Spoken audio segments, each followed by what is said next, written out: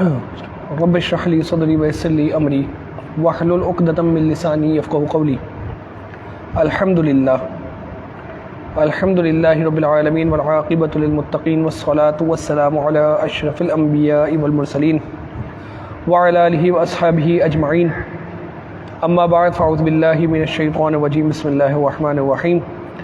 ان الله وملائكته يصلون على النبي یا ایہا الذین آمنوا صلوا علیہ وسلموا تسلیما. اللہم صل وسلم وبارک علی سیدنا مولانا محمد معدن الجود والکرم وعلی آلہ واصحابہ وبارک وسلم صلاۃ وسلام علیک یا سیدی یا رسول اللہ وکلہم من رسول اللہ ملتمس غرفا من البحر او رشفا من الدیم منزہ عن شریک فی محاسنہ فجوہر الحسن فیہ غیر منقسم ثم الرضا عن ابی بکر وعن عمر وعن علی وعن عثمان ذی الکرم مولاي صلی وسلم دائما ابدا علی حبیبک خیر الخلق کلہم.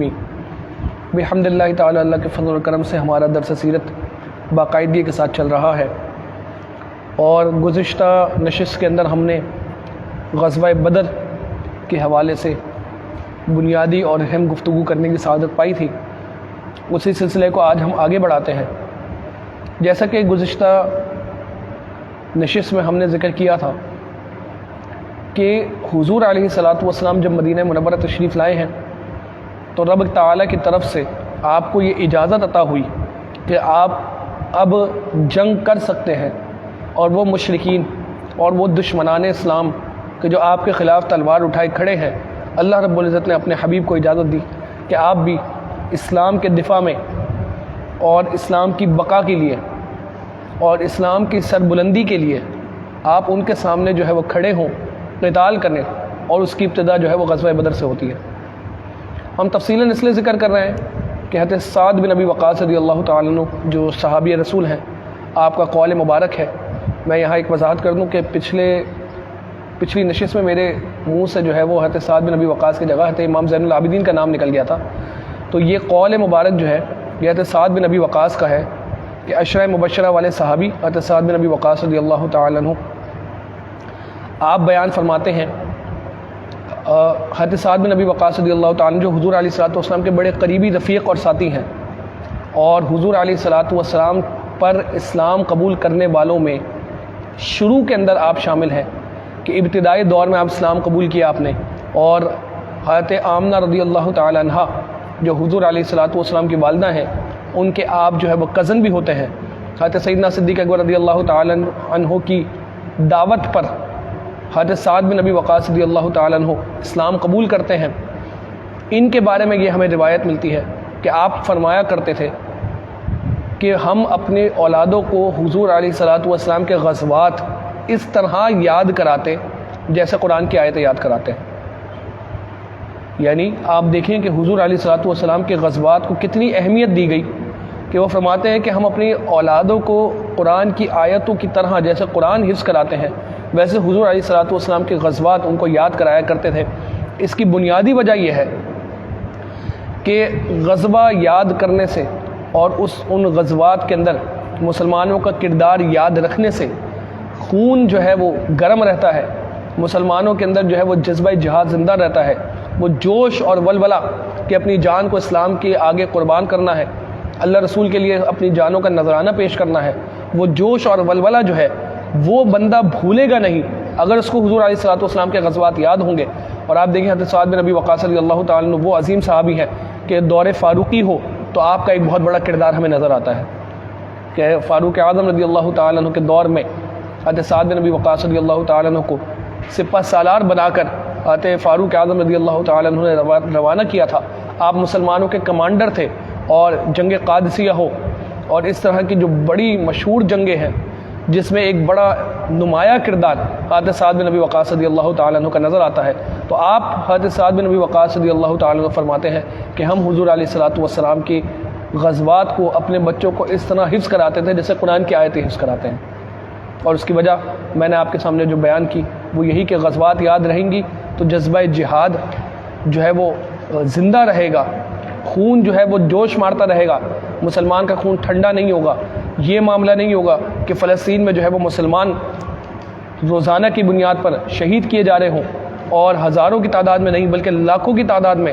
کچھ عرصے کے اندر مسلمانوں کو جو ہے وہ ختم کر دیا جائے اور باقی پوری مسلم امت جو ہے وہ ان کو دیکھتی رہے اور کوئی اس کے لیے قدم نہ اٹھائے، یہ تبھی ہوتا ہے کہ جب غزوات یاد کرنا اور ان کو ذکر کرنا ہم چھوڑ دیتے ہیں۔ یہ تبھی ہوتا ہے کہ جب سرکار دو عالم صلی اللہ تعالیٰ علیہ وسلم کے دور مبارک میں جو غزوات ہوئیں اور آپ علیہ الصلوۃ والسلام کے دور مبارک میں جو جنگیں لڑی گئیں، بعد میں سیدنا صدیق اکبر رضی اللہ تعالیٰ کے دور میں، سیدنا فاروق اعظم رضی اللہ تعالیٰ عنہ کے دور میں جو مسلمانوں کا، صحابہ اور تابعین کا کردار رہا، یہ جب کردار سے اور اس لائے عمل سے اور یہ جو ان کا جوش اور جذبہ اور جہاد میں جو ان کی کنٹریبیوشنز رہیں، جب اس سے ہم ہٹتے ہیں اور ہماری نظر جب یہاں سے ہٹتی ہے تو پھر ہمارا جو ہے وہ جوش اور جذبہ اور ہمارا خون جو ہے وہ ٹھنڈا پڑ جاتا ہے۔ جیسے میں نے گزشتہ نشست بھی ذکر کیا تھا کہ اگر احادیث طیبہ کو ہم کا مطالعہ کریں تو ہمیں یہ بات بخوبی سمجھ آئے گی کہ اسلام کی بقا جو ہے وہ جہاد سے ہے، کیونکہ سیدنا امام مہدی رضی اللہ تعالیٰ تشریف لائیں گے تو آپ جہاد کریں گے، سیدنا عیسیٰ علی نبینا علیہ الصلوۃ والتسلیم آپ تشریف لائیں گے تو آپ جہاد کریں گے۔ یہ وہ دور ہوگا کہ جب کفر غالب ہوگا اور پھر ان عظیم مجاہدین اور ان عظیم لوگوں میں کہ جس میں ایک اہل بیت کے سردار امام مہدی شامل ہے اور پھر اللہ رب العزت کے نبی حضرت عیسیٰ علیہ الصلوۃ والسلام، یہ جب آئیں گے تو یہ مسلمانوں کو اور اسلام کو جب بقا دیں گے اور یہ مسلمانوں کو اور اسلام کو جب بلندی دیں گے تو اس میں جو ہے یہ بلندی کی وجہ جو بنے گی وہ جہاد بنے گی، یعنی جہاد بالسیف، قتل و قتال کرنا اور میدان عمل میں اتر کر جہاد لڑنا اور میدان عمل میں اتر کے اپنی جانوں کا نذرانہ پیش کرنا اور میدان عمل میں اتر کے سامنے کافروں کو جہنم میں پہنچانا اور خود اپنی جان کا نذرانہ پیش کر کے جنت میں پہنچنا، یہ سب جو حاصل ہوتا ہے یہ جہاد سے ہی حاصل ہوتا ہے۔ اسی لیے اگر ہم قرآن مجید، فرقان حمید اور احادیث طیبہ کا مطالعہ کریں تو ہمیں بخوبی یہ بات نظر آئے گی کہ شہید ہونے والے کا رتبہ اور درجہ بہت بڑا ہے، کہ قرآن کہتا ہے کہ جو اللہ کی راہ میں شہید ہو جائیں انہیں مردہ نہ کہو، وہ زندہ ہوتے ہیں لیکن تم اس کا علم نہیں رکھتے۔ پھر احادیث طیبہ میں ہمیں یہ مضمون بھی ملتا ہے کہ جو شہید ہوتا ہے اور اخلاص خالصتاً اللہ رب العزت کی راہ میں شہید ہو، اس کی نیت ہی یہ ہو کہ میں نے راہ خدا میں اپنی جان کو قربان کرنا ہے اور پھر وہ قربان کر دے تو ایسا شخص جو ہے وہ جنت میں ہی جاتا ہے۔ اور اس کی ابتدا وہ دور سرکار علیہ الصلوۃ والسلام سے ہو رہی ہے، اور غزوہ بدر میں ہم نے جو ہے وہ عظیم مجاہدین کے نام بھی پڑھے کہ جو شہید ہوئے غزوہ بدر کے اندر، اور باقی جو مجاہدین کے ان کا جو کردار رہا وہ بھی ہم نے جو ہے وہ پڑھنے کی سعادت پائی۔ آج اسی سلسلے کو ہم آگے بڑھاتے ہوئے غزوہ بنی قینقاع اور اس کے بعد غزوہ احد جو ایک اور عظیم مارکہ ہے، انشاءاللہ ہم اس حوالے سے جو ہے وہ اپنی نشست کو آگے بڑھاتے ہیں۔ سوچا یہی ہے کہ اب ہمارے پاس اتنے اتوار تو باقی نہیں رہے کہ رمضان سے پہلے ہم اس کو مکمل کریں۔ نیت یہی تھی کہ رمضان سے پہلے ہم اپنے اس سیرت کورس کو جو ہے وہ اختتام کی طرف لے جائیں، لیکن پھر اب چونکہ مجبوری ہے اور میں بہت زیادہ سپیڈ میں بھی جانا نہیں چاہتا کہ کچھ ضروری باتیں ہم جو ہے وہ اسکپ کر دیں، تو پھر ابھی ذہن یہ بنایا ہے اور اس پہ مشاورت چل رہی ہے کہ ہم جو ہے وہ رمضان میں بھی اس سلسلے کو کنٹینیو کریں اور اتوار کے دن عصر سے مغرب ہم اس سلسلے کو جو ہے وہ اپنا شفٹ کریں، اور ہر اتوار کو رمضان المبارک میں بھی عصر تا مغرب ہم اپنے اس درس کو جو ہے وہ آگے چلائیں۔ ویسے بھی یہ لائیو تو چل رہا ہوگا کہ جو اگر کسی مجبوری کی وجہ سے نہ آ سکے تو وہ لائیو اس کو سن لیں یا ریکارڈنگ اس کی سن لیں، تاکہ جو ہے وہ ہم جو ایک تسلسل کے ساتھ اور ایک آہستہ آہستہ تمام واقعات کو اور تمام معاملات کو اور حضور علیہ الصلوۃ والسلام کی زندگی میں جو جو واقعات ہوئے اس کو جس طرح ہم آہستہ آہستہ کر کے اور تفصیل جو ہم ذکر کر رہے ہیں، میں نہیں چاہتا کہ ہم اس کو جو ہے وہ تفصیل کو چھوڑیں اور جو ہے وہ تیزی میں ہم آگے بڑھائیں، اور اب ہمارے پاس اتنے اتوار نہیں بچے، اور یہ موضوع اس بات کا تقاضا کرتا ہے کہ اس کو جو ہے وقت دیا جائے۔ یہ موضوع بھی اس بات کا تقاضا کرتا ہے، یعنی ایک ایک غزوہ آپ دیکھیں، ابھی ہم غزوہ بدر پہ اگر دیکھیں تو پچھلے اتوار ہی میرا یہ ارادہ تھا کہ غزوہ بدر کے ساتھ غزوہ احد کو بیان کیا جائے، لیکن جب غزوہ بدر مکمل کی تو 1.25 گھنٹہ ہمارا اسی میں مکمل ہوا اور غزوہ احد بیان کرنے کا موقع ہی نہیں ملا۔ آگے پھر جو ہے وہ غزوہ احزاب ہے اور جنگ خیبر ہے، جنگ موتا ہے، پھر جو ہے فتح مکہ ہے، اور پھر جو ہے وہ حنین کے ساتھ اور طائف والوں کے ساتھ جو مسلمانوں کی جنگ ہے، یہ سارے واقعات ہیں بالتفصیل ہم نے ان کو ذکر کرنا ہے تاکہ جو ہے وہ ہم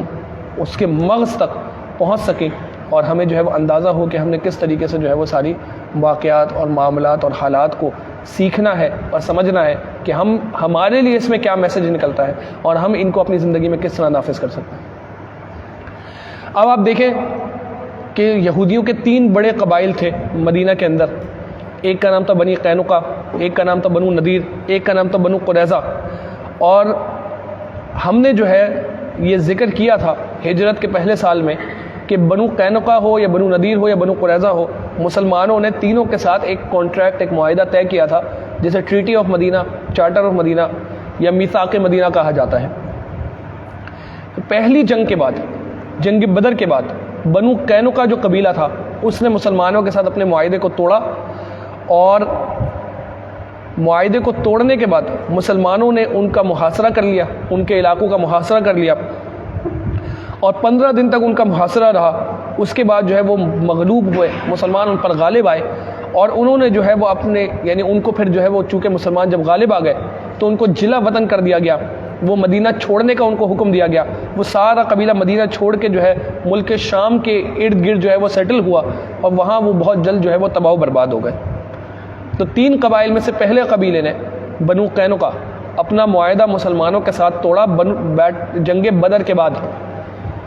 اور بیٹل آف بدر کے بعد جب انہوں نے اپنا معاہدہ توڑ دیا تو ان کو جلا وطن کر دیا گیا۔ یہ تینوں قبائل جو ہے الگ الگ موقعوں پر اپنا معاہدہ مسلمانوں کے ساتھ توڑیں گے، اور سرکار دو عالم صلی اللہ تعالی علیہ وسلم نے اپنا معاہدہ کبھی نہیں توڑا۔ آپ اگر میثاق مدینہ دیکھیں، یعنی ٹریٹی آف مدینہ جسے ہم کہتے ہیں، تو بنو قینقاع نے جنگ بدر کے بعد معاہدہ توڑا، اور بنو نذیر اپنا معاہدہ توڑتی ہے جنگ احد کے بعد،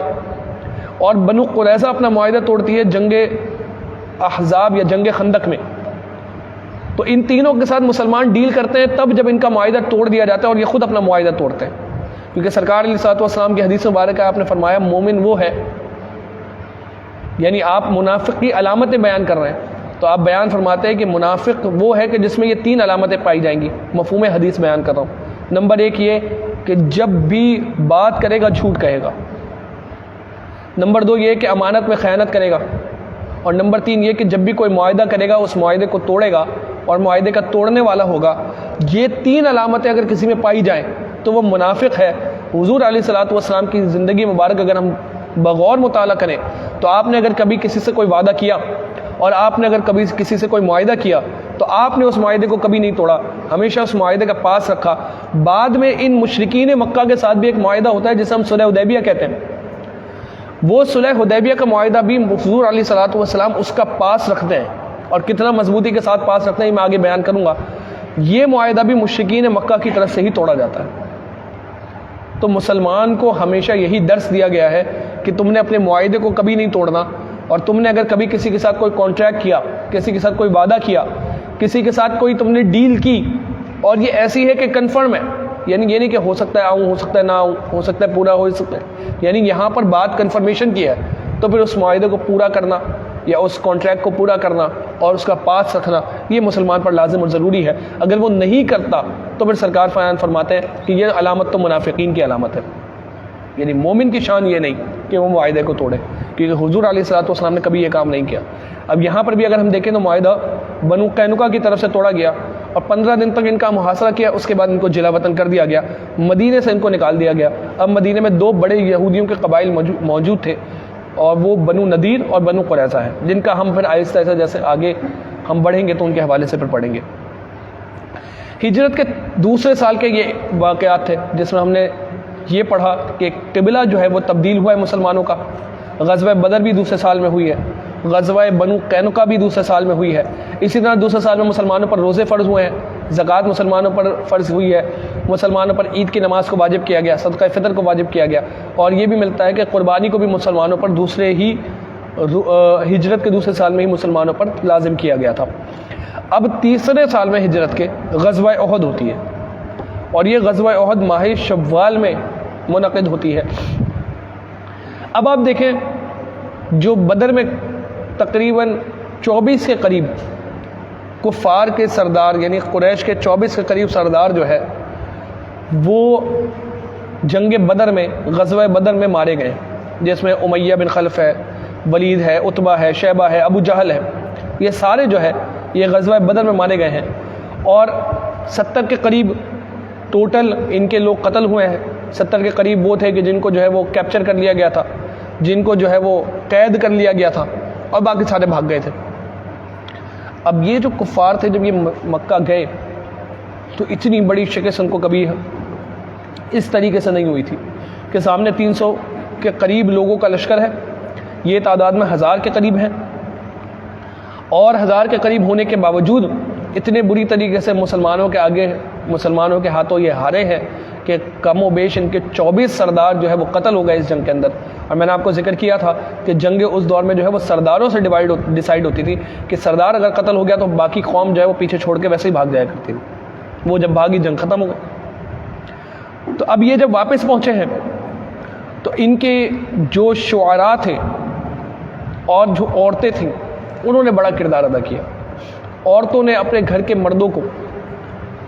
اکسانا شروع کیا مسلمانوں کے خلاف، اور ان کو ابھارنا شروع کیا کہ دوبارہ جو ہے وہ ان سے جنگ لڑو اور دوبارہ جو ہے وہ ان سے جنگ کرو، اور انہوں نے اکسانا شروع کیا کہ تم مسلمانوں سے ہار کے آ گئے، اور جو ہے وہ اتنی بری طریقے سے تمہیں مسلمانوں کے ہاتھوں جو ہے وہ ہار ہوئی اور شکست ہوئی، کھڑے ہو دوبارہ اور مسلمانوں کو ختم کرو۔ اور جو ان کے شعراء تھے انہوں نے ایسی شاعری کرنا شروع کی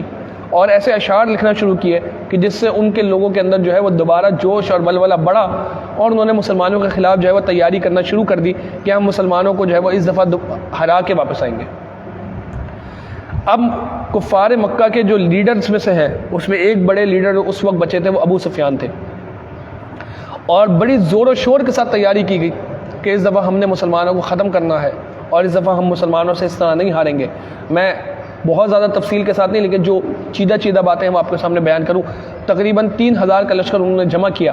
اور مسلمانوں کے خلاف جو ہے وہ نکلے جنگ کے لیے، اور حضور علیہ الصلوۃ والسلام پر جب آپ نے یہ ارادہ فرمایا کہ اب ہم نے جو ہے وہ ان سے لڑنا ہے اور یہ اتنا بڑا لشکر لے کر آ رہے ہیں، تو سرکار دو عالم صلی اللہ تعالیٰ علیہ وسلم نے مسلمانوں کو جمع کیا اور جنگ کی کال دی، تو کم و بیش 1000 آدمی جو ہے وہ جمع ہوئے اور انہوں نے کہا کہ ہم آپ کے ساتھ کھڑے ہیں جنگ کرنے کے لیے۔ اب سرکار دو عالم صلی اللہ تعالیٰ علیہ وسلم نے مشورہ کیا صحابہ سے اور کہا کہ یہ بتاؤ کہ جنگ جو ہے وہ مدینے میں رہ کر کریں یا مدینے سے باہر نکل کر جنگ کریں؟ تو زیادہ تر صحابہ کا مشورہ یہ تھا کہ حضور علیہ الصلوۃ والسلام ہم مدینے سے باہر نکل کر جنگ کریں۔ سرکار دو عالم صلی اللہ تعالیٰ علیہ وسلم کا خود یہ آپ کا یہ فیصلہ تھا اور آپ کا یہ مشورہ تھا، آپ کا ذہن یہ تھا کہ مدینے میں رہ کر جنگ کی جائے، لیکن حضور علیہ الصلوۃ والسلام نے جو میجورٹی صحابہ تھے ان کی رائے کو ترجیح دی اور آپ نے کہا ٹھیک ہے مدینے سے باہر نکل کر جنگ کی جائے گی۔ منافقین جو تھے، اور منافقین کا جو سردار تھا وہ عبداللہ بن ابی تھا، وہ یہ چاہتا تھا کہ مدینے میں رہ کر جنگ ہو، مدینے سے باہر جنگ نہ ہو۔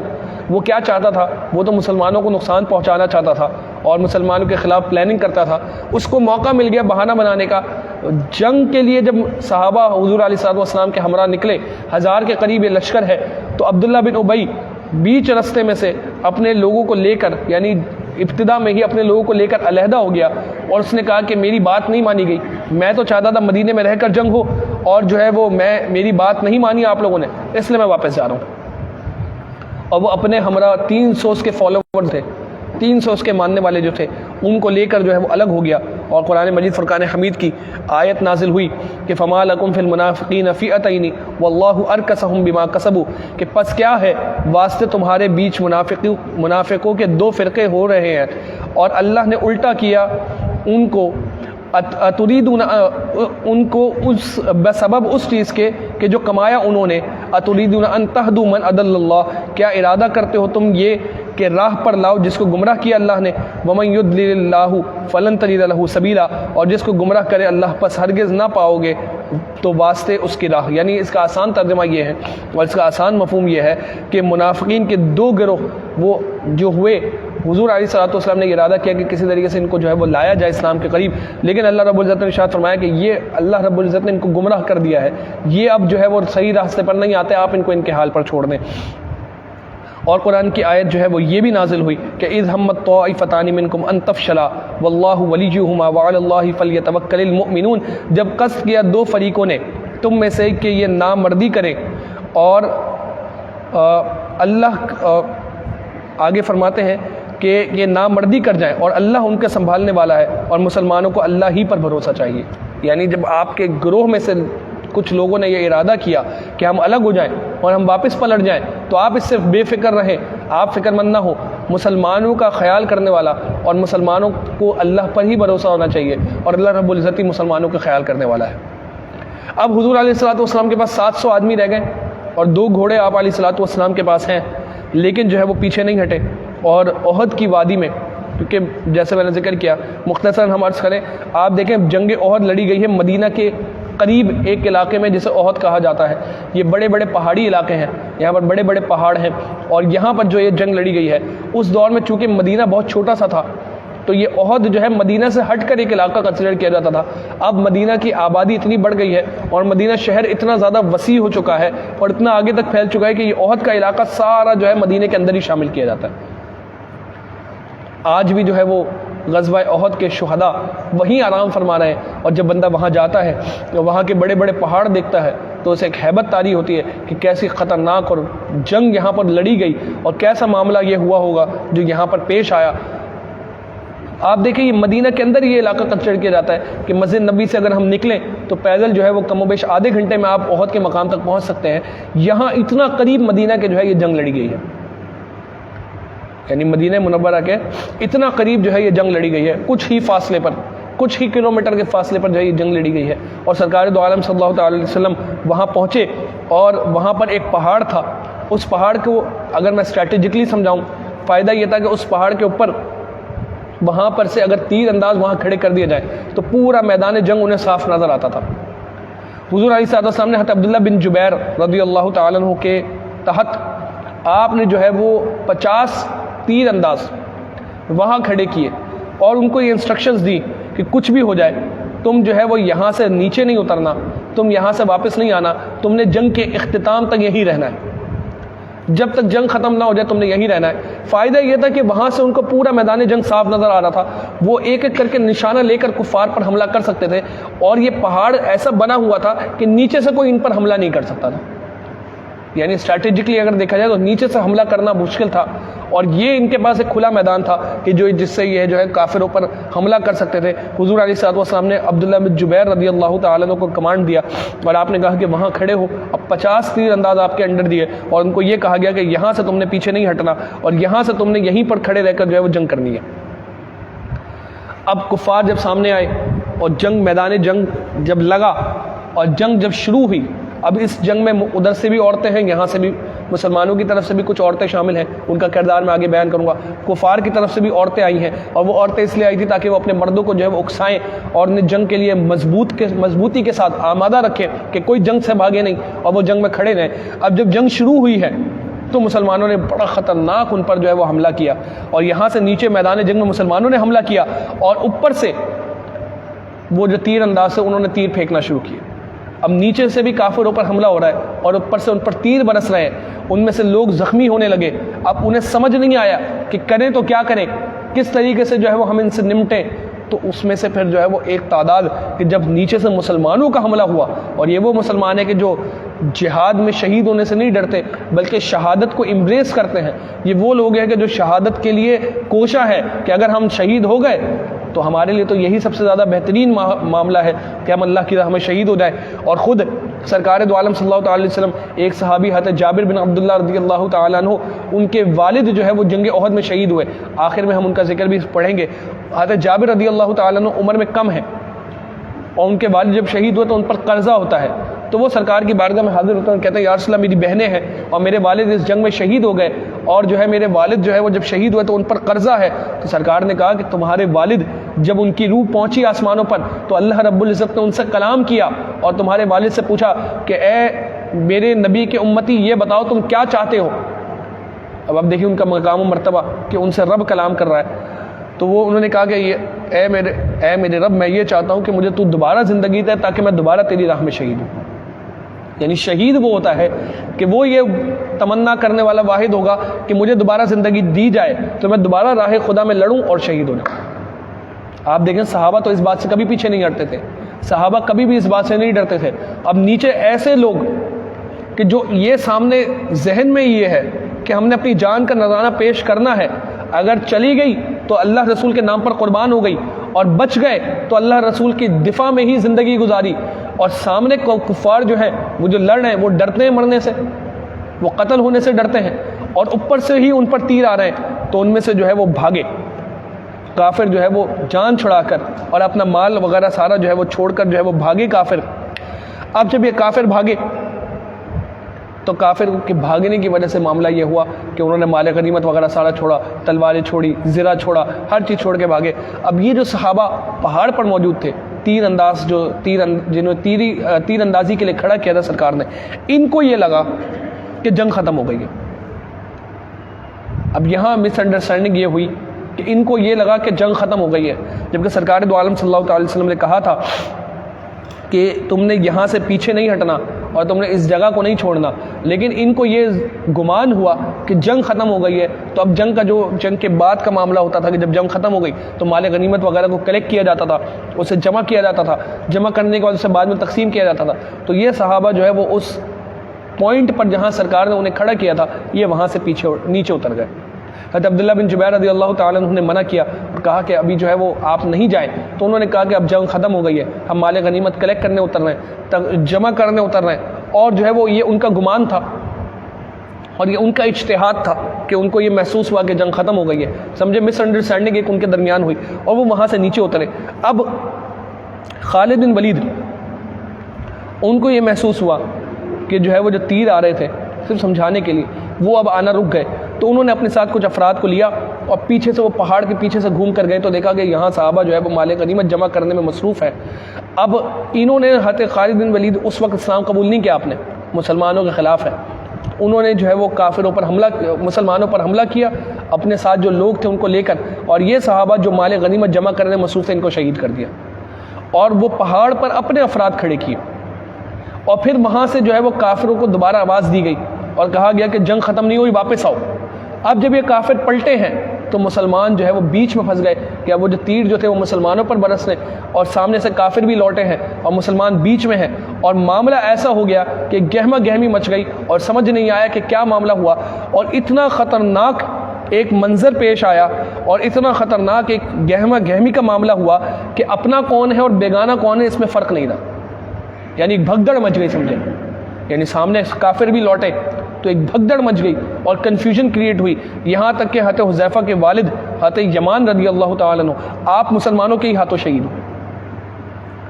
اب یہ اتنی یعنی میدان جنگ ہے نا، اب سامنے سے کون آ رہا ہے، ہر بندہ بھاگ رہا ہے، گھوڑے ہیں میدان کے اندر اور جو ہے مٹی ہے، ہزاروں لوگ ہیں جو لڑ رہے ہیں اس کے اندر، یعنی 700 ادھر سے 3000 وہاں سے، آپ دیکھیں کوئی کم تعداد ہوتی ہے میدان کے اندر، اور یہ لڑ رہے ہیں، اور اس میں لڑتے لڑتے جو ہے وہ حالت ایسی ہو گئی کہ جو ہے وہ عجیب و غریب گہمی مچ گئی، اور اسی دوران کافروں نے یہ افواہ پھیلا دی کہ سرکار دو عالم صلی اللہ تعالی علیہ وسلم شہید ہو گئے۔ اب جب حضور علیہ الصلوۃ والسلام کی شہادت کی خبر مسلمانوں تک پہنچی تو مسلمان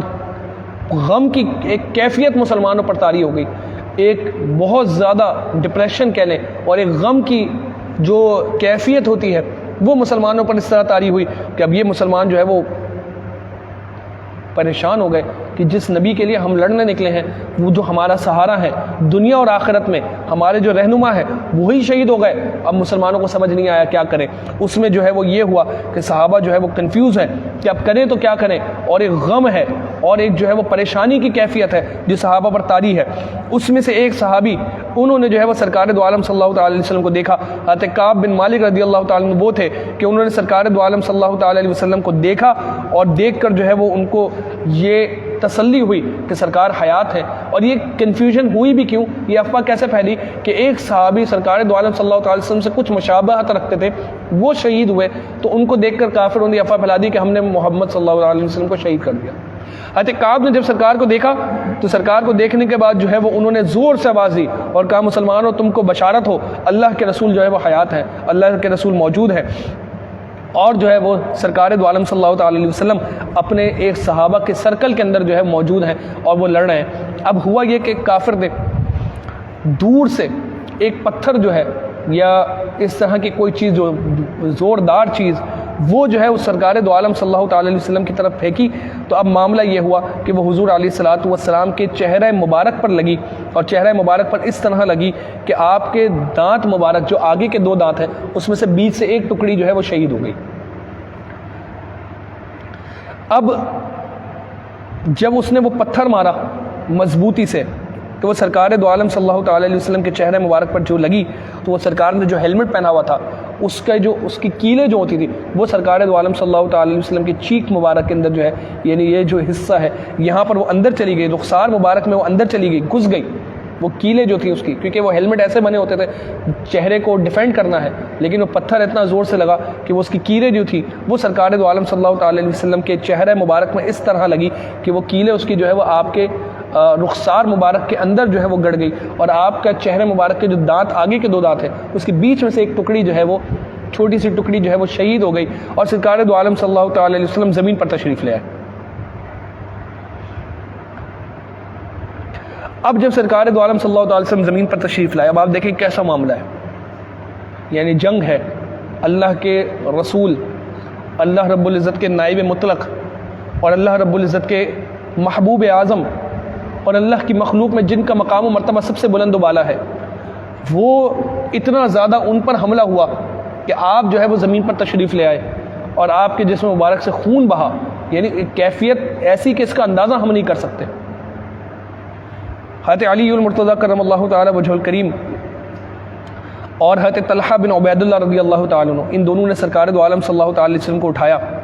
اور حضور علیہ الصلوۃ والسلام کو سیدھا کھڑا کیا۔ حضرت ابو عبیدہ بن جراح رضی اللہ تعالیٰ عنہ، وہ جو رخسار مبارک کے اندر جو کیلیں چلی گئی تھیں اس ہیلمٹ کی، وہ حضرت ابو عبیدہ بن جراح رضی اللہ تعالیٰ عنہ نے اپنے دانتوں سے نکالی کھینچ کر، اور دانتوں سے وہ کھینچ کر نکالی تاکہ وہ سرکار دو عالم صلی اللہ تعالی علیہ وسلم کا چہرہ مبارک وہ جو ہے وہ اس سے اور زیادہ تکلیف اسے نہ ہو، تو انہوں نے کوئی آلہ استعمال کرنے کے بجائے کہ جس سے سرکار کو تکلیف ہو، اپنے دانتوں سے ان کیلوں کو نکالا جس سے ان کے اپنے آگے کے دانت شہید ہو گئے۔ آپ دیکھیں صحابہ کی محبت۔ اور حضرت ابو سعید خدری رضی اللہ تعالیٰ عنہ کے والد مالک بن سنان نے جو حضور علیہ السلام کا خون بہہ رہا تھا اس کو چوس لیا اور اس کو پی لیا، اور خود حضور علیہ الصلوۃ والسلام نے اپنے کپڑے مبارک سے اپنا خون پوچھا کہ اگر یہ خون زمین پر گر جاتا تو یہ ڈر تھا کہ خون کا قطرہ زمین پر گرتے ہی اللہ رب العزت کا عذاب کافروں پر نازل ہو جاتا۔ اور سرکار کتنے آپ رحیم اور کریم ہیں، کتنا آپ اپنی امت سے محبت کرنے والے ہیں کہ سرکار کے زبان مبارک پر یہ الفاظ تھے، اللہم اغفر لی قومی فإنہم لا یعلمون، کہ اللہ میری قوم کو بخش دے بس یہ نہیں جانتے، یعنی یہ نہیں جانتے کہ میں کون ہوں اور یہ مجھ سے جنگ کر رہے ہیں، یا اللہ تو بخش دے کیونکہ وہ نہیں جانتے۔ اور خود صحابہ کا کردار آپ دیکھیں اس وقت کیا تھا کہ حضرت طلحہ بن عبید اللہ رضی اللہ تعالیٰ عنہ نے سرکار دو عالم صلی اللہ تعالی علیہ وسلم کی طرف آنے والے، کیونکہ کافروں نے سارا زور سرکار کی طرف لگایا ہوا تھا، کیونکہ انہیں پتا تھا کہ اگر ہم نے حضور علیہ السلام کو شہید کر دیا تو ہم مسلمانوں پر غالب آنے کے چانسز بڑھ جائیں گے، سارا زور انہوں نے اسی بات پر لگا دیا۔ حضرت طلحہ بن عبید اللہ رضی اللہ تعالیٰ عنہ جو تیر حضور علیہ السلام کی طرف آ رہے تھے وہ اپنے ہاتھ سے روک رہے تھے، یہاں تک کہ آپ نے اتنے تیر روکے کہ آپ کا ایک ہاتھ جو ہے بیکار ہو گیا، پیرالائز ہو گیا۔ آپ دیکھیں حضرت ابو دجانہ رضی اللہ تعالیٰ عنہ حضور علیہ السلام کے آگے ڈھال بن کر کھڑے ہو گئے اور اپنے جسم سے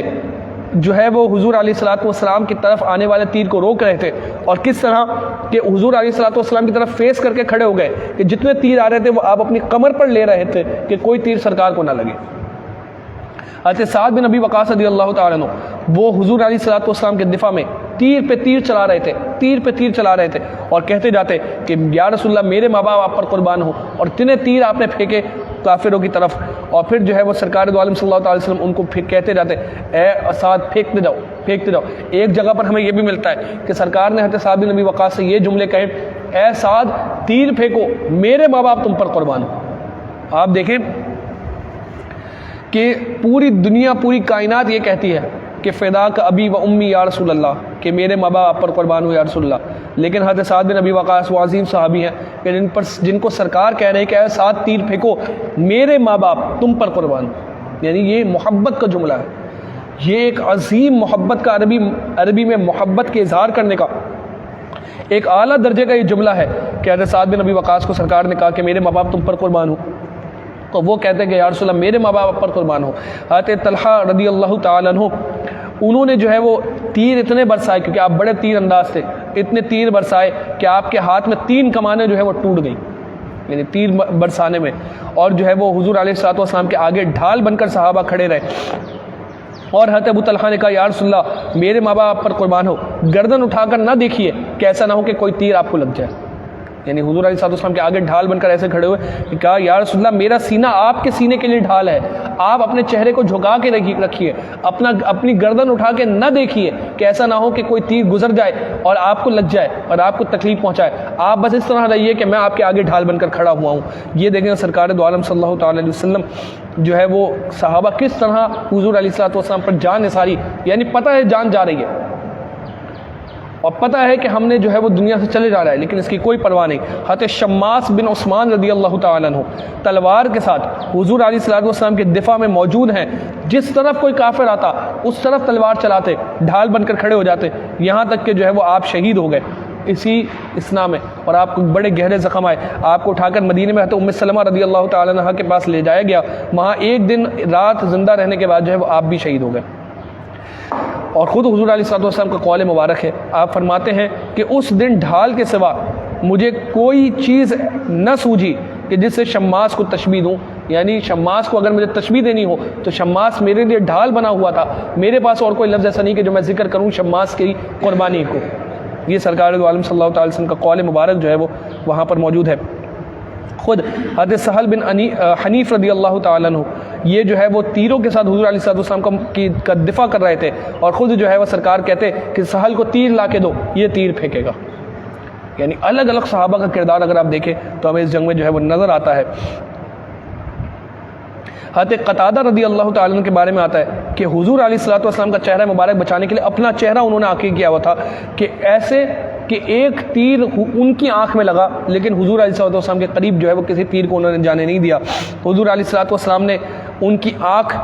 جو تیر لگا اور جو آنکھ کا ڈیلا تھا وہ نکل گیا, سرکار نے اس کو اس کی جگہ پر رکھا اور دعا کی کہ اے اللہ تو قتادہ کو بچا کہ جیسا اس نے تیرے نبی کو بچایا ہے. وہ خود کہتے ہیں کہ میری یہ آنکھ جو زخمی ہو کر بیٹھ چکی تھی, ختم ہو گئی تھی, جب سرکار نے اس آنکھ کو اس کی جگہ پر رکھا اور اللہ رب العزت سے دعا کی تو میری یہ آنکھ اس آنکھ سے زیادہ خوبصورت ہو گئی. آپ دیکھیں یہ صحابہ کرام رضوان اللہ علیہم اجمعین کا معاملہ. حضرت مصعب بن عمیر رضی اللہ تعالیٰ عنہ جو مسلمانوں کی طرف سے علم بردار تھے, وہ جو ہے حضور علیہ السلام پر جان دے کر آپ بھی شہید ہوئے. حضرت ابن قمیعہ حضرت ابن قمیعہ معاذ اللہ, یہ میرے منہ سے نکل گیا, ابن قمیعہ یہ کافر تھا, لعین کافر. یہ جب آگے بڑھا سرکار علیہ السلام کو شہید کرنے کے ارادے سے, ابن قمیعہ کافر, تو حضرت مصعب بن عمیر رضی اللہ تعالیٰ عنہ حضور علیہ السلام کے دفاع میں آپ جو ہے وہ آگے بڑھے, اور آپ جو ہے وہ حضور علیہ السلام کو دفاع کرتے کرتے جو ہے وہ شہید ہوئے. اور جو ہے آپ کے دونوں ہاتھ بھی جو ہے وہ کٹ گئے, کیونکہ آپ نے علم کو پکڑا ہوا تھا, جھنڈے کو پکڑا ہوا تھا, سرکار نے آپ کو دیا تھا, لیکن آپ نے اپنے جھنڈے کو گرنے نہیں دیا اور سرکار کی دفاع میں آپ جو ہے وہ اس جنگ میں شہید ہوئے. اس کے بعد جو ہے وہ اسلامی جھنڈا مولا علی کرم اللہ تعالیٰ وجہ الکریم کو دیا گیا. واقعات تو بڑے طویل ہیں اس حوالے سے کہ کیا معاملات ہوئے. حضور علیہ السلام نے حضرت علی کو, جب حضرت علی کے پاس وہ علم آیا, اور پھر جو ہے وہ حضرت علی اور سیدنا فاروق اعظم رضی اللہ تعالیٰ عنہ اور صحابہ جب انہوں نے جو ہے وہ ایک کاؤنٹر اٹیک لانچ کیا, کیونکہ کفار تیزی سے آگے بڑھ رہے تھے اور پہاڑوں کی طرف آ رہے تھے, تو یہ صحابہ جو ہے وہ مضبوطی سے آگے بڑھے اور انہوں نے کافروں کو جو ہے وہ پہاڑوں سے نیچے اتارا, کیونکہ اگر کافر پہاڑوں کے اوپر آ جاتے, مسلمانوں پر غالب ہو جاتے, تو پیچھے مدینہ تھا جسے ڈیفینڈ کرنا ضروری تھا. تو مسلمانوں نے ایک بڑا خطرناک جو ہے وہ لشکر, ایک مسلمانوں کے لشکر نے ایک بڑا خطرناک حملہ لانچ کیا, اور وہ ایسا خطرناک حملہ تھا کہ کافروں کو جو ہے وہ پیچھے کی طرف دھکیلا, اور کافر جب پیچھے کی طرف ہوئے, مسلمان جو ہے وہ ایک پہاڑی کی طرف ہوئے, اور پہاڑی کی طرف اب ابو سفیان سامنے کھڑا ہے کافروں کی طرف سے اور دیکھ نہیں پا رہا کہ کیا معاملہ ہے, تو آواز دیتا ہے کہ کیا تم میں محمد ہیں؟ تو سرکار دو عالم صلی اللہ تعالی وسلم نے اشارہ فرمایا کہ کوئی بھی جواب نہیں دے گا. آپ دیکھیں گے ایک روایت میں اس لیے پڑھ رہا ہوں, اس کی وجہ یہ ہے کہ کچھ بد مذہبوں نے یہ بات کہی کہ حضرت سیدنا صدیق اکبر, سیدنا فاروق اعظم یہ جنگ احد میں حضور علیہ السلام کو معاذ اللہ چھوڑ کر بھاگ گئے تھے, اور یہ وہی فرقہ ہے جو صحابہ سے بغض رکھتا ہے. تو اس فرقے نے یہ پروپیگنڈا کیا کہ حضرت علی کو تو علم بردار آپ بنے اور حضرت علی نے مسلمانوں کا جھنڈا سنبھالا, لیکن ابو بکر و عمر جو ہے یہ میدان جنگ چھوڑ کر معاذ اللہ بھاگ گئے تھے, العیاذ باللہ تعالی. تو اس کا جواب اس روایت میں ہے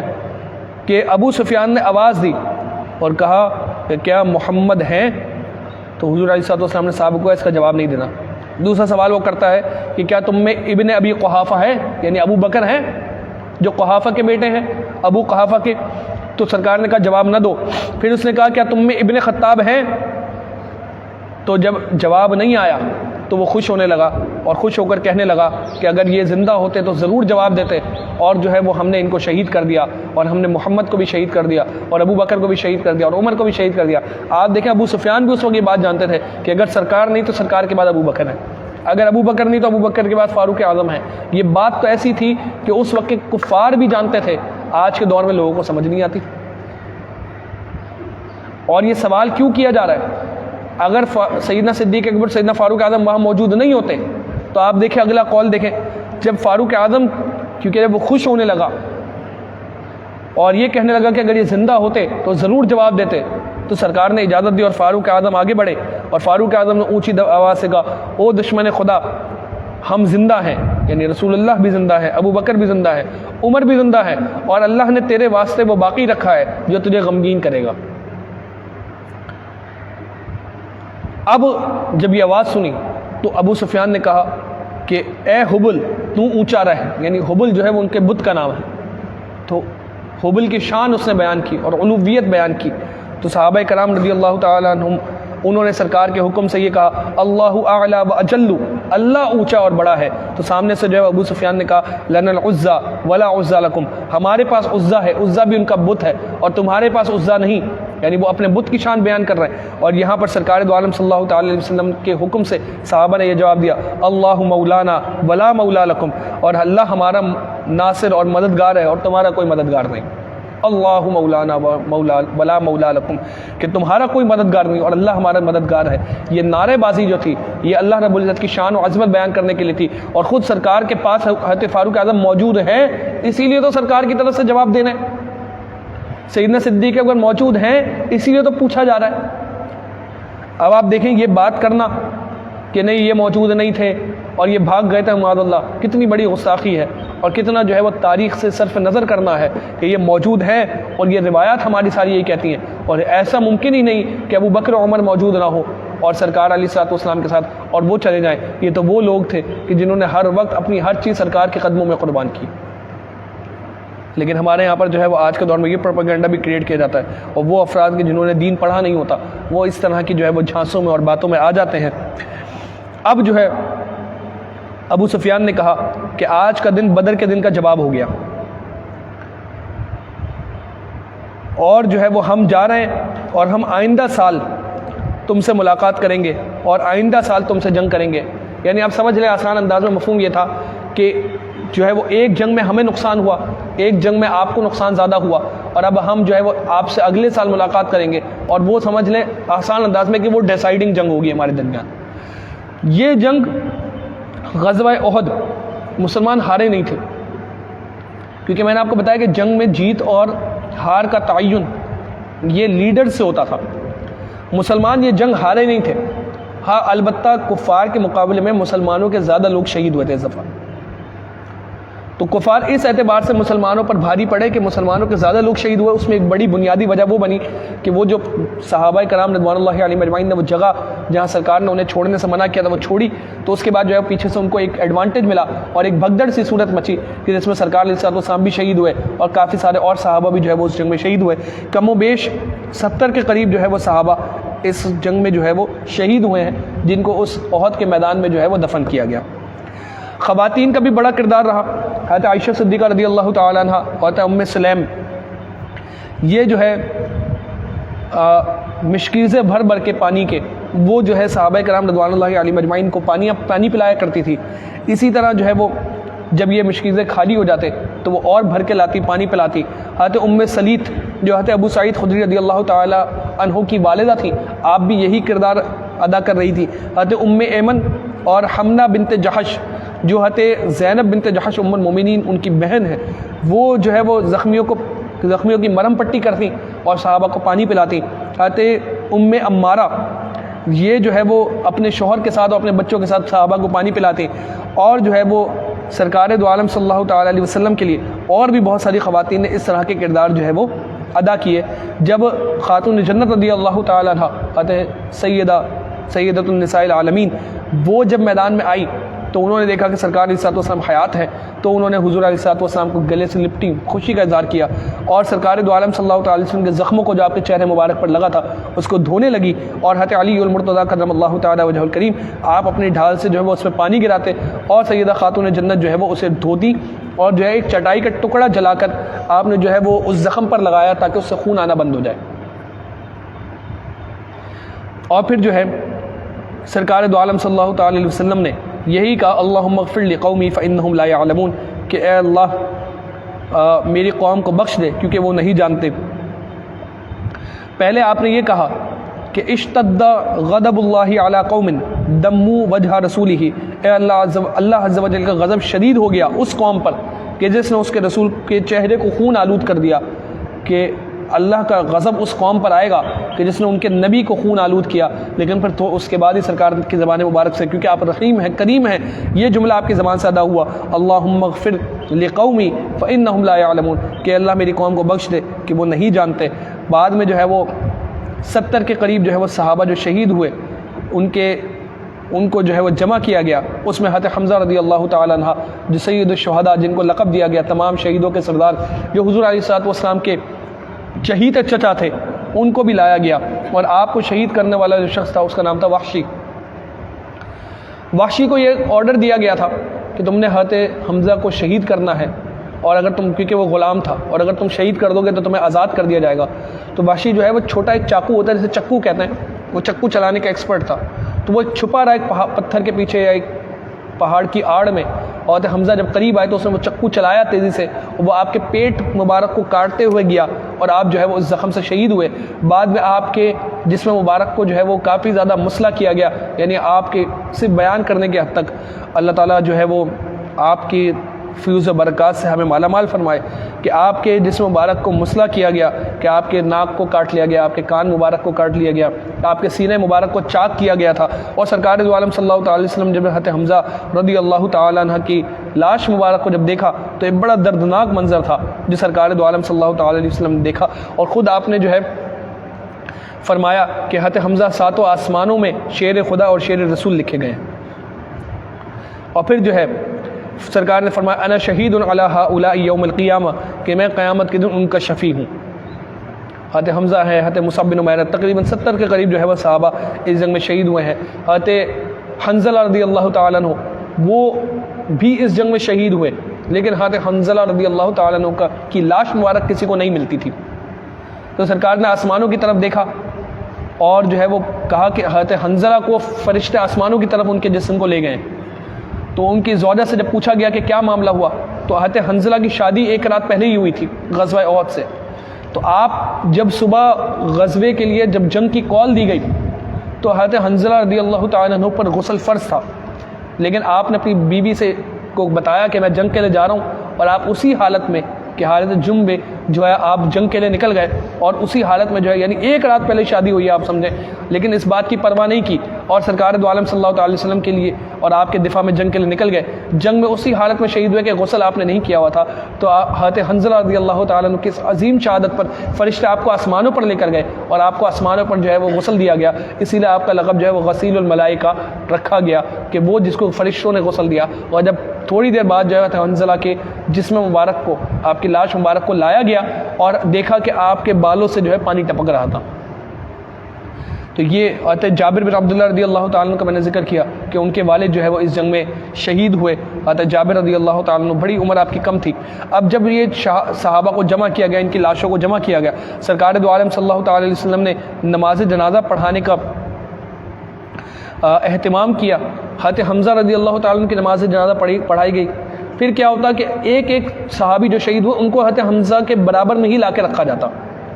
یعنی حضرت حمزہ کی جنازہ ہوئی، پھر آپ کے برابر میں ایک صحابی کو لایا گیا، پھر ان کو ہٹایا گیا، دوسرے صحابی کو لایا گیا، پھر ان کو ہٹایا گیا، تیسرے صحابی کو لایا گیا۔ تو حضرت حمزہ پر سرکار نے 70 مرتبہ نماز جنازہ ادا کی، کم و بیش۔ اور یہ بھی ہو سکتا ہے کہ ایک ساتھ کئی سارے شہید ہوں تو سب کی کلیکٹیولی نماز جنازہ ادا کر دی جائے، لیکن سرکار کو احد کے شہداء سے محبت اتنی تھی کہ ہر ایک پر الگ نماز جنازہ ادا کی گئی، اور ہر اس میں مشترک جو تھے وہ حضرت حمزہ رضی اللہ تعالیٰ عنہ تھے کہ آپ پر جو ہے وہ 70 مرتبہ نماز جنازہ جو ہے ادا کی گئی۔ معاملہ یہ تھا کہ کفن کا اہتمام اتنا کم تھا کہ کئی سارے صحابہ ایسے تھے کہ اگر کپڑا جو ہے وہ ڈالا جاتا تو آدھا کپڑا جسم پر، اگر اوپر والے جسم پر ڈھانپا جاتا تو پیر جو ہے وہ کھلے رہ جاتے، نیچے والے جسم پر جو ہے کپڑا ڈھانپا جاتا تو سینہ کھلا رہ جاتا۔ دو دو تین تین صحابہ کو ایک کپڑے میں کفن دیا گیا اور ایک ہی قبر میں جو ہے وہ دفن کیا گیا۔ حالات بڑے خراب تھے۔ حضرت حمزہ رضی اللہ تعالیٰ عنہ کو جب کفن دینے کی باری آئی تو ایک چادر مبارک تھی، لیکن وہ چادر مبارک اگر آپ کے چہرے پر ڈالتے تو قدم چھپ جاتے، قدم کھلے رہ جاتے، قدم پر ڈالتے تو چہرہ جو ہے وہ کھلا رہ جاتا۔ سرکار دو عالم صلی اللہ علیہ وسلم نے کہا کہ ان کے چہرے کو، یعنی اوپر والے حصے کو ان کی چادر سے ڈھک دو اور نیچے والے حصے پر جو ہے وہ پتے وغیرہ جو ہے وہ ڈال دو۔ اس طرح حضرت حمزہ کو جو ہے وہ کفن دیا گیا اور آپ کو دفن کیا گیا۔ حضرت مصعب بن عمیر رضی اللہ تعالیٰ عنہ جب شہید ہوئے تو ایک کملی تھی آپ کے پاس، لیکن وہی معاملہ کہ وہ اتنی چھوٹی تھی کہ پورا جسم اس سے کور نہیں ہوتا، تو ان کے پاؤں پر بھی جو ہے وہ خوشبودار گھاس کو جو ہے وہ ان کے پاؤں پہ ڈالا گیا، جس سے ان کے پاؤں جو ہے وہ چھپا لیے گئے۔ اس طرح جو ہے وہ صحابہ کرام رضوان اللہ علیہم اجمعین کو جو ہے وہ کفن وغیرہ دیا گیا اور ان کو وہاں پر جو ہے وہ دفن کیا گیا۔ سرکار دو عالم صلی اللہ تعالی علیہ وسلم کی عادت مبارکہ یہ تھی کہ آپ ہر سال احد کے میدان میں جاتے اور احد کے شہداء کے پاس حاضری لگاتے۔ ہر سال یہ آپ کی عادت مبارکہ تھی کہ آپ وہاں پر جو ہے وہ جاتے۔ جب سرکار دو عالم صلی اللہ تعالی علیہ وسلم کہ آخری یعنی جو ایام تھے کہ جب آپ نے رفیق اعلیٰ کا سفر کرنا اور بیمار بہت زیادہ ہیں، تو ہمیں روایات میں ملتا ہے کہ سرکار دو عالم صلی اللہ تعالی علیہ وسلم نے صحابہ کو لیا اور آپ آخری دنوں میں بھی جو ہے وہ احد کے میدان میں گئے ہیں اور احد کے شہیدوں کے پاس آپ گئے ہیں اور وہاں پر جو ہے آپ نے نوافل وغیرہ بھی ادا کیے ہیں۔ اور پھر روایات میں یہ اختلاف ہے کہ سرکار نے اپنا ممبر وہیں لگایا اور وہیں صحابہ کو خطبہ دیا، اور ایک روایت میں یہ ملتا ہے کہ سرکار وہاں سے پھر مسجد نبی تشریف لائے ہیں اور وہاں پر پھر آپ نے صحابہ کو خطبہ دیا ہے، اور یہ خطبہ سرکار کے آخری خطبات میں سے شمار کیا جاتا ہے۔ اسی طرح جو ہے وہ آپ دیکھیں کہ حضرت عبداللہ بن جبیر رضی اللہ تعالیٰ عنہ جو تیر انداز صحابہ جن کے کمانڈر ان کو بنایا گیا تھا، وہ جو ہے وہ اکیلے لڑتے رہے یہاں تک کہ آپ کے تیر ختم ہو گئے۔ جب تیر ختم ہوئے تو آپ نے نیزہ لیا اور نیزے سے لڑتے رہے یہاں تک کہ آپ کا نیزہ ٹوٹ گیا۔ جب نیزہ ٹوٹ گیا تو تلوار سے لڑتے رہے یہاں تک کہ جو ہے وہ آپ کو شہید کر دیا گیا۔ آپ کے جسم مبارک کو بھی کافروں نے بڑی بری طریقے سے جو ہے مسمار کیا تھا، اور جو ہے وہ بہت زیادہ جو ہے وہ آپ کے جسم کو بھی جو ہے انہوں نے کافروں نے آپ کی شہادت کے بعد بہت زیادہ جو ہے وہ اس کو خراب کیا تھا اور مسلح کرنے کی کوشش کی تھی۔ حضرت سعد بن معاذ رضی اللہ تعالیٰ عنہ جو ہے وہ جو قبیلہ انصار کے سردار تھے، ان کو بھی جو ہے وہ اس جنگ کے اندر جو ہے وہ شہید کیا گیا۔ اور بڑی خطرناک جو ہے وہ یہ جنگ تھی کہ جو سرکار دو عالم صلی اللہ تعالی علیہ وسلم اور آپ کے رفقا پر جو ہے وہ ایک معاملہ گزرا، اور سرکار بڑے غم زدہ ہوئے تھے اس جنگ کے بعد، کیونکہ حضرت حمزہ رضی اللہ تعالیٰ عنہ سرکار کو بڑی محبت تھی حضرت حمزہ سے۔ حضرت حمزہ اس جنگ میں شہید ہوئے ہیں، اور کئی سارے جو ہے وہ کبار صحابہ اور جلیل القدر صحابہ اس جنگ میں شہید ہوئے۔ پھر ہم نے جو ہے وہ یہ دیکھا کہ سرکار دو عالم صلی اللہ تعالی وسلم کے صحابہ کا کیسا کردار تھا کہ حضور علیہ الصلوۃ والسلام کے دفاع میں صحابہ نے نہ اپنے ہاتھ کی پرواہ کی کہ ہاتھ پیرالائز ہوا تو ہاتھ پیرالائز ہوا، نہ اپنے دانتوں کی پرواہ کی، نہ اپنی پیٹھ کی پرواہ کی، نہ اپنے چہرے کی پرواہ کی، بلکہ کوئی آنکھ میں تیر لے رہا ہے تو کوئی ہاتھوں پہ تیر لے رہا ہے تو کوئی اپنی کمر پر تیر لے رہا ہے، لیکن سرکار دو عالم صلی اللہ تعالی وسلم تک نہ تیر پہنچنے دیتے ہیں، نہ کسی کافر کو پہنچنے دیتے ہیں، اپنی جانوں کا نذرانہ پیش کرتے ہیں۔ آج بھی ہمارے علماء اور ہمارے بزرگان دین اور ہمارے صوفیاء کی یہ پریکٹس رہی کہ جب سرکار علیہ الصلوۃ والسلام کے شہر میں، اور وہ عظیم شہر مدینہ میں اللہ تعالی ہم سب کو حاضری جلد عطا فرمائے، جب وہاں جاتے ہیں تو شہر مدینہ میں جانے کے بعد ہمارے بزرگوں کا طریقہ یہی رہا کہ سرکار کے روضہ مبارک پر حاضری دینے سے پہلے ہمیشہ سید الشہداء کی مزار مبارک پر حاضری دیتے، دعائیں وہاں کرتے، وہاں سے اجازت لے کر پھر سرکار کے مزار مبارک پر آتے اور پھر معاہدہ شریف پر آ کر حاضری دیتے۔ یہ بزرگوں کا طریقہ رہا، اور ہم نے اپنے بزرگوں سے اور ہم نے اپنے شیوخ سے یہی سنا کہ جب بھی روضہ مبارک پر جاؤ پہلے سید الشہداء پر جاؤ، وہاں سے پھر روضہ مبارک پر آؤ، ڈائریکٹ سرکار کے روضے پر نہ جاؤ، کیونکہ سرکار اس چیز سے خوش ہوتے ہیں کہ جو سرکار کہ چچا کے پاس جاتا ہے پھر سرکار کے پاس آتا ہے۔ حضرت حمزہ رضی اللہ تعالیٰ عنہ کو گورنر مدینہ کا لقب بھی دیا گیا ہے۔ آپ جو ہے وہ آپ کے القابات بہت زیادہ ہیں، سرکار سے خود یہ جملے ثابت ہیں حضرت حمزہ کے لیے کہ یا فاعل الخیرات یا کاشف القربات، یعنی خیرات کو بانٹنے والے حمزہ ہیں، اور کرامات کا صدور کرنے والے حضرت حمزہ رضی اللہ تعالیٰ عنہ ہیں۔ یہ مشاہدہ کیا گیا اور دیکھا گیا بارہا کہ جو سید الشہداء رضی اللہ تعالیٰ عنہ کے مزار مبارک پر دعا مانگی گئی، بندہ وہاں سے خالی کبھی نہیں لوٹا۔ آپ کا عرس مبارک جو ہے ماہ شوال کی 15 تاریخ کو آتا ہے، رمضان المبارک کے فوراً بعد جو ہے وہ آپ کا عرس مبارک ہوگا۔ اللہ تعالیٰ ہم سب کو وہاں کی بادب حاضری نصیب فرمائے۔ یہ وہ عظیم مقام ہے سید الشہداء رضی اللہ تعالیٰ عنہ کے، اب جہاں آپ آرام فرما رہے ہیں اور جہاں اور دیگر صحابہ آرام فرما رہے ہیں، یہ وہ عظیم مقام و مرتبہ ہے کہ جہاں ہر وقت اللہ رب العزت کی رحمتیں برکتیں برس رہی ہوتی ہیں۔ وہاں پر جو ہے وہ بھلے ہی کوئی کھڑے ہو کے یہ کہے کہ یہاں آنا جو ہے وہ شرک ہے معاذ اللہ، یا یہاں آنا بدعت ہے اور یہ آنا درست نہیں، ہمارے پاس سرکار کی سنت مبارکہ موجود ہے کہ آپ ہر سال جو ہے وہ احد کے میدان میں اور احد کے مقام پر جایا کرتے، اور جو ہے وہ آپ وہاں پر جاتے اور خود سیدہ خاتون جنت رضی اللہ تعالی عنہا وہ حضرت حمزہ رضی اللہ تعالیٰ عنہ کے مزار مبارک اور آپ کے قبر مبارک کا خیال کرتی، وہاں جو ہے وہ صاف صفائی کا اہتمام آپ کیا کرتی تھی۔ بعد میں آپ کے وصال مبارک کے بعد بھی اس اہتمام کو جاری رکھا گیا۔ وہ 4 دیواری میں جو بند ہے نا، وہ جو وہاں پر وہ ایسی بابرکت اور بارونق اور رحمتوں والی جگہ ہے کہ بندہ وہاں جائے اور اتنا سکون وہاں پر موجود ہے کہ وہاں جا کر بندہ بیٹھا رہے اور گھنٹوں وہاں گزار دے، اور جو ہے وہ سکون اور وہ روحانیت جو وہاں محسوس ہوتی ہے، ویسی روحانیت جو ہے وہ کہیں اور ملنے میں نہیں۔ یعنی میں بڑے مزارات کے علاوہ بات کر رہا ہوں، لیکن جو مقام و مرتبہ سید الشہداء رضی اللہ تعالیٰ عنہ کا ہے، بڑا جو ہے وہ آپ کا ایک اونچا رتبہ ہے کہ وہاں آپ کے نام مبارک سے جو منت مانی جائے وہ منت پوری ہوتی ہے، آپ کے نام مبارک سے جو دعا مانگی جائے وہ دعا پوری ہوتی ہے، وہاں پر جو بندہ تمنا کرے وہ تمنا پوری ہوتی ہے، وہاں سے کوئی خالی ہاتھ نہیں لوٹتا۔ کوئی بھوکا وہاں پر ہو تو سید الشہداء کھانے کا انتظام کرتے ہیں، کسی کے پاس کوئی چیز کمی ہو تو سید الشہداء انتظام کرتے ہیں۔ اور یہ ہمارے بزرگوں کا اور ہمارے مشائخ کا طریقہ رہا کہ جب کسی کے یہاں اولاد نہیں ہو اور ساری چیزیں دیکھ لی لیکن اولاد نہیں ہوتی، تو اسے یہ ہمارے بزرگ اور مشائخ یہ بات کہتے ہیں کہ جاؤ سید الشہداء کے مزار پر جاؤ اور وہاں منت مانو کہ اگر اللہ تعالیٰ سید الشہداء کے صدقے اور آپ کے وسیلے سے اولاد دے اور بیٹا پیدا ہو تو میں اس کا نام جو ہے وہ امیر حمزہ رکھوں گا۔ اور یہ دیکھا گیا ہے بارہا مرتبہ کہ اللہ تعالیٰ نے اولاد کا سبب اور ذریعہ سید الشہداء کو بنایا۔ یعنی ایسی منت ہے کہ جو ٹرائیڈ اینڈ ٹیسٹڈ ہے، کہ جس میں کئی سال اولاد نہیں ہوتی، لیکن وہاں سید الشہداء کے مزار مبارک پر حاضر ہوئے ہیں اور وہاں حاضر ہونے کے بعد آپ کے وسیلے سے دعا مانگی اور آپ کے نام مبارک سے دعا مانگی، اور پھر اللہ تعالیٰ نے بیٹا دیا، اور پھر ان لوگوں نے اس منت کو پورا بھی کیا اور سید الشہداء کے نام پر اپنے بیٹے کا نام بھی رکھا۔ اتنا مبارک نام ہے امیر حمزہ، اتنا مبارک نام ہے۔ سید الشہداء کا مقام و مرتبہ بہت بلند و بالا ہے، آپ کے فضائل و مناقب بے شمار ہیں، اور آپ پر ذکر کرنے کے لیے کئی نشستیں ہمیں چاہیے۔ آپ وہ عظیم صحابی تھے کہ شتر مرغ کا پر جو ہے وہ اپنی ٹوپی میں اور اپنے شملے میں لگایا کرتے، یعنی اپنے امامے میں جو آپ کے سر پہ صحرا ہوتا اس پر جو ہے وہ آپ لگاتے تھے کہ آپ کو کوئی آپ سے لڑنا چاہے تو وہ اس شک میں نہ ہو کہ مجھے امیر حمزہ کہاں ملیں گے، مجھے سید الشہداء کہاں ملیں گے، بلکہ پتہ ہو کہ وہ شتر مرغ کا پر جو ہے میں وہاں جاؤں گا تو وہاں وہ ہوں گے۔ یہ کافروں کو کھلا چیلنج ہوتا تھا، لیکن کسی کافر میں تاب نہیں ہوتی تھی، طاقت نہیں ہوتی تھی، ہمت نہیں ہوتی تھی کہ آپ کے سامنے کھڑا ہو سکے۔ یہ سید الشہداء رضی اللہ تعالیٰ عنہ کا مقام و مرتبہ ہے، اور آج بھی آپ اگر وہاں نہیں بھی جائے تو آپ ان کے نام سے، ان کے نام مبارک سے دعا کریں تو اللہ تعالیٰ وہ دعاؤں کو پورا کرتا ہے۔ یہ مقام و مرتبہ سید الشہداء کا ہے۔ آپ فاعل الخیرات ہے، آپ کاشف الکربات ہے، آپ بڑے اونچے رتبے والے ہیں، حضور علیہ الصلوۃ والسلام کے چہیتے چچا ہیں، گورنر مدینہ ہے، سرکار دو عالم صلی اللہ تعالیٰ علیہ وسلم اس سے خوش ہوتے ہیں کہ جو آپ کے چچا سے محبت رکھتا ہے، اس سے خوش ہوتے ہیں کہ جو آپ کے چچا کی شان بیان کرتا ہے، سرکار اس سے خوش ہوتے ہیں جو سید الشہداء کی تعظیم اور ادب کرتا ہے۔ اللہ تعالیٰ ہمیں ہمیشہ بزرگوں کا ادب کرنے والا بنائے، اور اللہ تعالیٰ ہماری تمام دعاؤں کو، تمام مرادوں کو، تمام ہماری جو حاجتیں ہیں، اللہ تعالیٰ سید الشہداء کے صدقے، آپ کے صدقے اور دیگر شہداء احد کے صدقے، جمی شہداء احد کے صدقے، اللہ تعالیٰ ہماری تمام دعاؤں کو، تمام حاجتوں کو، تمام اللہ تعالیٰ جو ہے وہ ہماری مرادوں کو پورا فرمائے۔ سید الشہداء اور شہداء احد کے صدقے اللہ تعالیٰ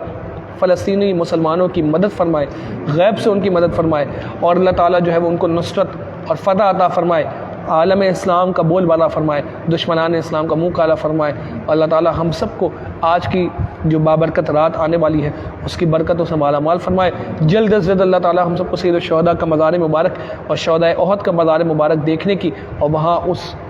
احد کی وادی میں حاضر ہونے کی، اور وہاں سلام عقیدت پیش کرنے کے اللہ تعالیٰ ہمیں توفیق عطا فرمائے، اور سرکار دو عالم صلی اللہ تعالیٰ علیہ وسلم کا روضہ مبارک اس کی زیارت کرنے کے اللہ تعالیٰ ہمیں با ادب توفیق عطا فرمائے۔